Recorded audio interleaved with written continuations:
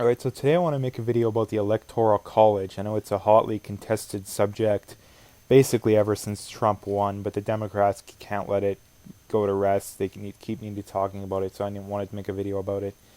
And my basic opinion is the Electoral College is definitely better than a straight up popular vote. And it's for the simple reason that if you had a straight up popular vote, then politicians could completely neglect basically anywhere that didn't have a big city.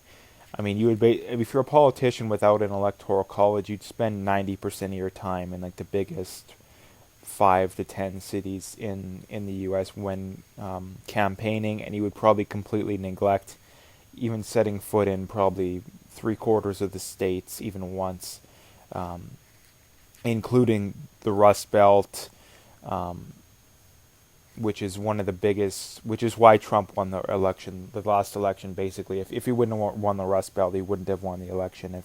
If he wouldn't have dominated it, then he wouldn't have won. And the other reason being is that the Democrats want to switch it because that's where they get the most votes. I mean, you look at the three biggest cities in the U.S. Um, Obviously, Los Angeles, New York, Chicago. They're all heavily Democrat.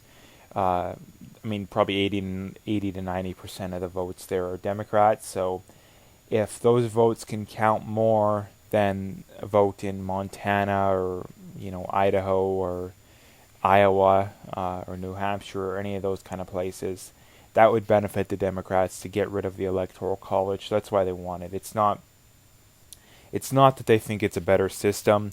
It really isn't, because if it was a better system, then they basically just want to change it, because the way that it's currently set up now, it makes it less likely for them to win. And it's not an unfair reason. It's that the Democrats can't win by appealing to the masses. They can only win by appealing to um, people who already support them, basically. Trump won because he flipped a lot of states red. And the other thing, too, that I would point out is that Trump actually won 84% of counties in the U.S.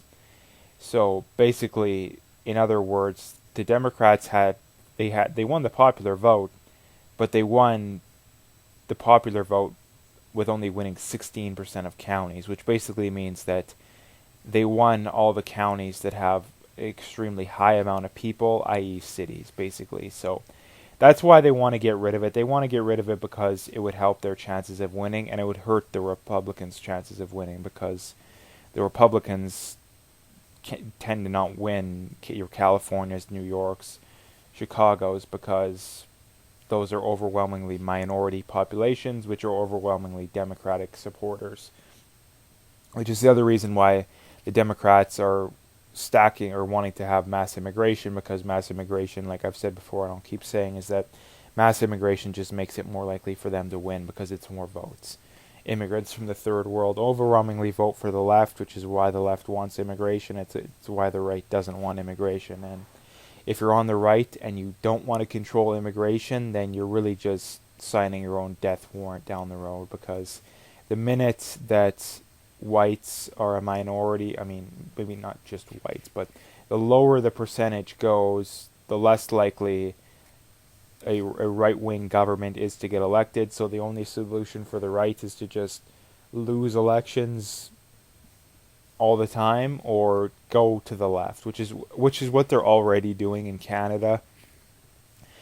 Canada has very high amounts of immigration from the third world.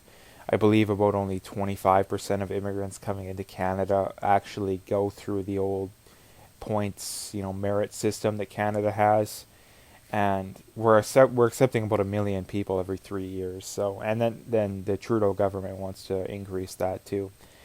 And immigration, like I said, immigrants overwhelmingly vote for the left. So if you're on the left, that's why you want immigration. It's not because you care about the poor. If you care about the poor, you would donate to charities and you would organize things to help, whether you go there and help people directly or pay other people to go there and help them indirectly. So if you actually care about the poor people from other countries, you wouldn't your only solution wouldn't be to vote to steal money from people who disagree with you to help the poor people who agree with you. Again, that's such an immoral and unethical way of going about it. And when you put it that way, that you're gonna force people who disagree with you to take their money to help other people to come here so they can help your voter base. Then again, that's a little different than, oh, well, I would just want to help the poor people. So the other thing too to be is that there's nothing stopping these immigrants or Democratic voters from moving to these other states to help swing the votes. Like, what's stopping someone from moving to Montana or Iowa or Michigan or Pennsylvania, any of these Republican areas, at least right now? And the reason that they don't want to do it is because people on the left have a vicious in-group preference. People on the right do too, but not nearly to the same extent. In that they can't stand to be around people who disagree with them, so they all congregate in the same area. It's like, people like friend groups tend to be very similar in personality, maybe personality a little bit different, but beliefs. Like, you don't have friend groups where like two or three of the friends are like super outgoing and the kind of people that, when they're in high school, they go to all the parties and they never miss one.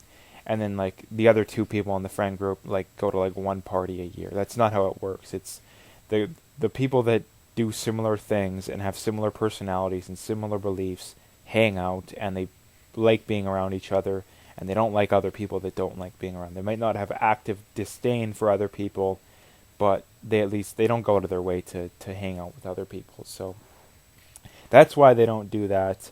And their solution to it is just to have mass immigration and basically force it on people. In that, if you're from Africa, it might not be ideal to live in Montana or North Dakota, but it's better than Africa. So that's kind of their solution to the whole problem. And that's what they're starting to do in Canada now too, is that these Torontos and Vancouvers of the world are so overwhelmed that they don't have nearly enough housing for the immigrants from the third world, is that they're being pushed on smaller towns and cities.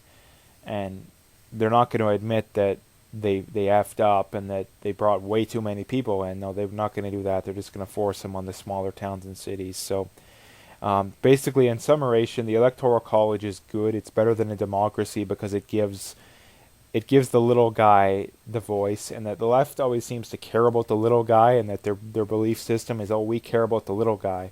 But then, the minute it goes against their own self-interest, then they don't care about the little guy anymore.